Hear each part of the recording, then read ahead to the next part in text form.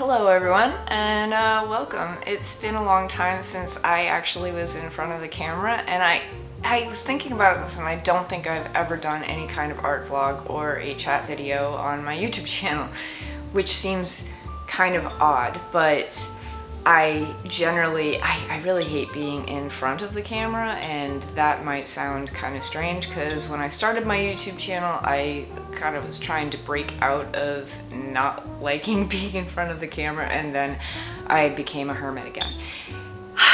So yeah, that's kind of what happens sometimes. But I decided that I wanted to do a chat video because I am working on this painting and it's almost finished. This is an oil painting and it's a fantasy-based painting. It's a blue mushroom nymph.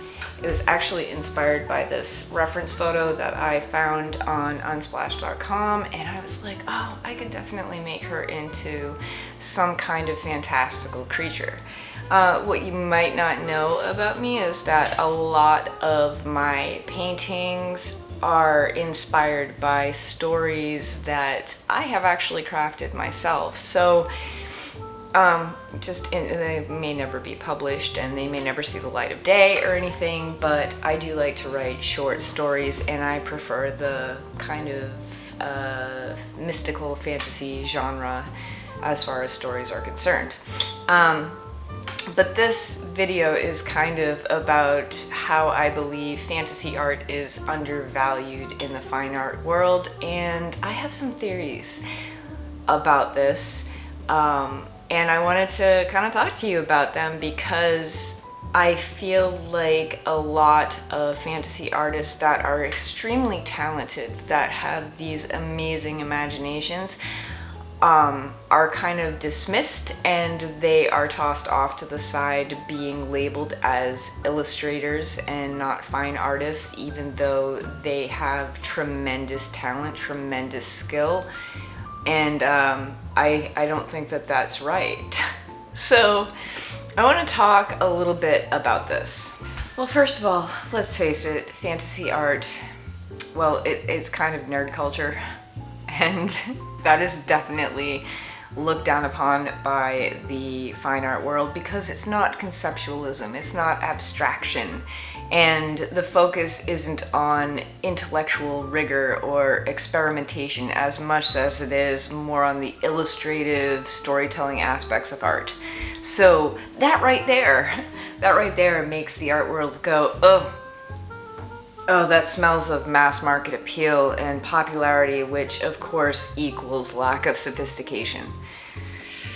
I know. And maybe some of you agree with that. Maybe some of you think, well, fantasy art is just more subculture and it's nerd culture and it all has to do with, superheroes and epic battles, elves, that sort of thing, which has no bearing on reality whatsoever. And you could be right in that assessment of it, I suppose.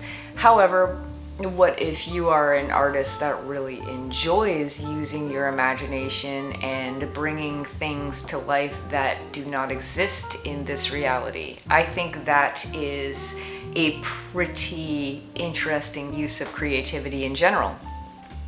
But we do have, institutional gatekeeping, historical bias, and the perception of escapism, which I think is what kind of puts fantasy art in a corner, and it's like, no, stay there, you. We don't want you infecting all of this intellectual rigor over here. We want you to stay over there, and you can do your whole metaphorical mirroring of reality. You get your Middle Earth tapestry on your wall, and okay, nerd. Like, that's kind of how the art world really looks at fantasy art, and I don't think it's right because there are a lot of really talented fantasy artists out there. I'm not saying that I'm one of them. I like to dabble in surrealism as well, which for some reason is more widely accepted by the fine art world than fantasy, even though it has fantastical elements within it. But once again, I think that has to do with more of this bizarre intellectualization of what's going on and the psychological depths of things and the juxtaposition and all of that stuff. But I also think that the art world kind of might have a little bit of a selective memory when it comes to its roots in fine art, because if we think of the ceiling of the Sistine Chapel and Michelangelo's muscular angels and scenes of divine creation, well, that doesn't get much more fantastical than an elf or a nymph or an epic battle, does it? I think it has a little bit of an echo of fantasy. And I also think a lot of the Renaissance masters that used Greek and Roman mythology themes within their artwork, they're, by today's standards, pure fantasy. So why is there such a double standard? Why is that considered high art and modern fantasy artists end up being kind of sidelined? It's a very curious thing, is it not?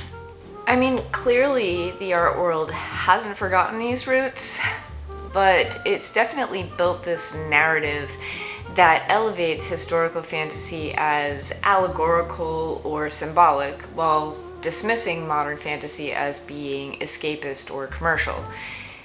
But maybe that's because Renaissance and classical art emerged in a time when mythology and religious narratives were the cultural bedrock.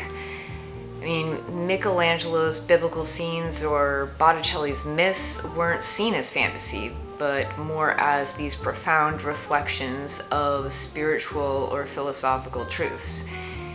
And they were commissioned by the church or elite patrons, which gave them institutional legitimacy. However, I mean, modern fantasy art, which is kind of tied to like paperback covers and gaming, lacks that high society stamp. So I think it's just often framed as being lesser.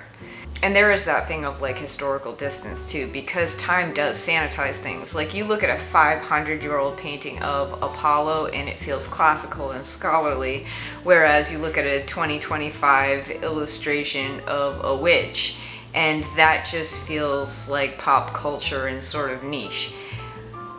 But the art world tends to romanticize the past and, well, I mean, they kind of ignore the fact that Michelangelo was essentially a high-end illustrator for the Pope, working within the speculative fiction of his era. And that might sound controversial because, don't get me wrong, like I love Michelangelo's work and don't think that I'm dismissing his work at all. In fact, I wouldn't do that because that's pretty much what the fine art world does to modern fantasy artists. But the art world does tend to cherry pick what fits its narrative. Mythological art by old masters is taught as allegory and cultural heritage, while modern fantasy's allegories, for example, sci-fi dystopias reflecting the downfall of humanity due to our inability to get along with each other, those are pretty much ignored. And it's more about the gatekeeping of what is deemed serious. But I think the hypocrisy is pretty clear when you consider how fantasy adjacent works still get a pass in fine art. That brings us back to surrealism. And artists like Max Ernst or contemporary artists like Matthew Barney, they dabble in fantastical imagery but are embraced because they're framed as intellectual or experimental. Meanwhile, you have like a technically brilliant fantasy artist like John Harris, whose sci-fi landscapes rival any surrealist, by the way, and he gets pegged as just being an illustrator. However, I do believe that a couple of years ago there was an exhibition that showcased fantasy art alongside classical myth-inspired works, and it ended up kind of drawing those parallels explicitly between the two. And there are so many parallels. Like, for instance, if you really just take the time and look at some of the works painted or sculpted by many of the old masters, they wove mythical themes into their work. They drew heavily from Greek, Roman, and sometimes Christian and other mythologies. And these artworks, often fantastical in nature, they're celebrated. They're celebrated in the art world despite their parallels to modern fantasy art. And there are many, many notable examples spanning Renaissance, Baroque, and other periods. You have Bernini, who did the sculpture of, is it Apollo and Daphne? I think it was Apollo and Daphne, but Daphne is like transformed into a laurel tree. Botticelli's The Birth of Venus, of course, which depicts the Roman goddess of love emerging from the sea. I mean, you have a zephyr and a nymph blowing her to shore. That's pretty fantastical, is it not? Titian's Bacchus and Ariadne, and that pretty much, that illustrates the moment that Bacchus, who was the god of wine, he leaps from his chariot and rescues Ariadne, who was abandoned by Theseus. But if you take a good look at Bacchus's entourage of satyrs, I mean, that's pretty fantastical. You can't forget, Michelangelo's The Last Judgment, and that had all kinds of fantastical elements like angels and demons and the resurrection of the dead. But it also, I think, has a figure from Greek mythology ferrying souls across the river Styx. And that was kind of interesting because that blended Christianity and pagan myth together. Raphael had the Triumph of Galatea, and that portrays the nymph from Greek mythology riding a seashell chariot pulled by dolphins and surrounded by tritons and cupids. And the list goes on.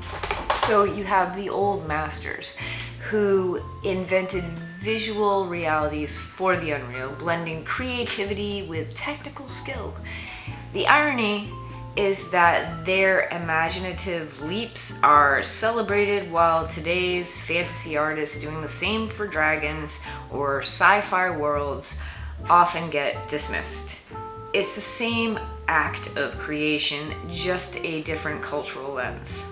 And it really is all about the cultural context, because the masters worked within a society that saw mythology as high culture, while modern fantasy often serves popular media, which the art world seriously undervalues. However, the principles remain the same, my friends. Make the unreal feel real, emotionally resonant, and narratively compelling, which is pretty much what I'm trying to do. Even if my artwork is considered to be lowbrow or nerd culture, which by the way I'm totally fine with because I'm a total nerd, I actually take that as a compliment, or even you're just an illustrator. Really, I guess that's alright, whatever. That's fine. Anyway, I hope you guys enjoyed the video, and yeah, let me know what you think about having chats on here, I guess. I've never done this on this channel before, and maybe I'll never do it again. I don't know. If you say, Lydia, you should never do this again, I might do it anyway. Who knows? Anyway, I'll see you in the next video. I love you guys. Bye! The fantasy genre of its time. I just burped.